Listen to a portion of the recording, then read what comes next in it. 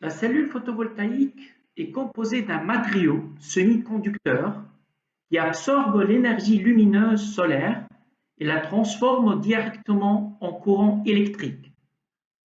Généralement, on distingue des cellules photovoltaïques en fonction des développements technologiques.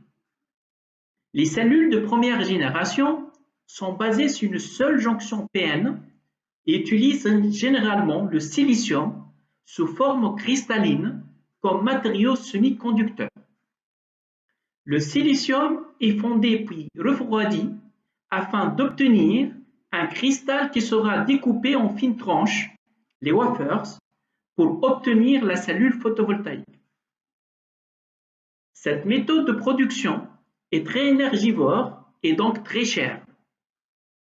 Elle nécessite par ailleurs un silicium de grande pureté. On différencie les cellules en silicium monocristallin et en silicium polycristallin.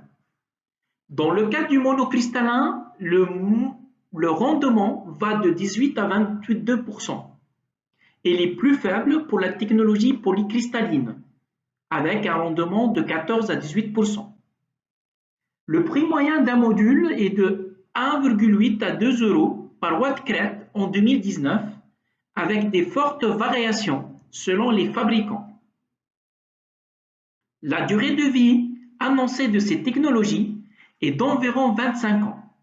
Cependant, au-delà, la cellule fournit toujours de l'électricité, mais est moins performante, au-delà de 80% de sa puissance initiale pour les meilleures technologies.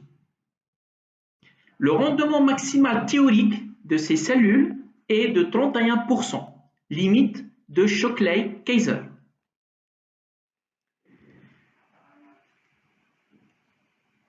Les cellules monocristallines ont une durée de vie plus longue, un meilleur rendement par faible taux d'ensoleillement, adapté aux régions et pays aux températures basses. Par contre, elles demandent une fabrication plus onéreuse et énergivore et génératrice de CO2, rendement plus faible par température élevée. Alors que les modules polycristallins, ils garantissent une production plus régulière par an, ils ont un rendement plus élevé par forte température, adapté aux régions et pays chauds, ils sont plus économiques et moins chers, avec une empreinte écologique plus faible, et sont moins sensibles aux variations de température. Néanmoins, ils sont plus encombrants, avec une durée de vie légèrement inférieure.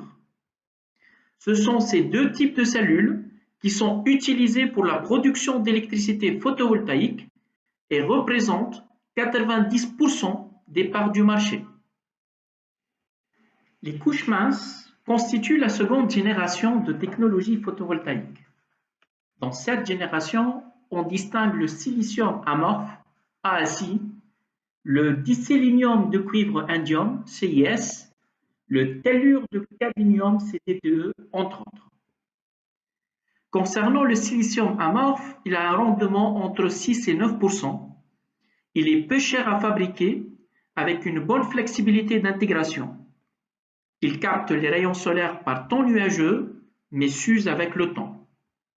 Les amorphes sont adaptés aux applications installées dans un environnement défavorable, végétation, milieu urbain, et où la surface plus importante du panneau solaire n'est pas une contrainte.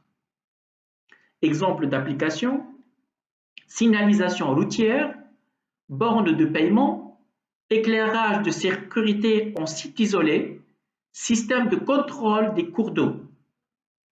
On les retrouve aussi sur les appareils nomades tels que les calculatrices, les radios et les jouets. Les cellules de technologie tellurure de cadmium, CDTE, ont l'avantage d'une capacité d'absorption de la lumière et un coefficient thermique avantageux. Par contre, la quantité de tellure sur Terre est limitée et le tellurure de cadmium est un composant toxique. Des recherches sont en cours pour limiter l'épaisseur des cellules. La technologie par cuivre indium sélénium CIS offre offrent l'avantage d'une diminution significative des coûts de production d'électricité photovoltaïque, mais il y a l'inconvénient de la disponibilité de l'indium. Elle est faible, une centaine d'années selon Indium Corporation.